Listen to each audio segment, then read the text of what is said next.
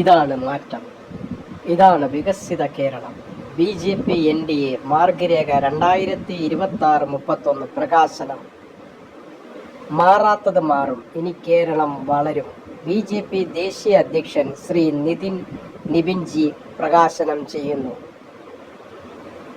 2026 March 31 ഉച്ചയ്ക്ക് 1 മണിക്ക് RDR convention centre, Edappazhanji, Thiruvananthapuram.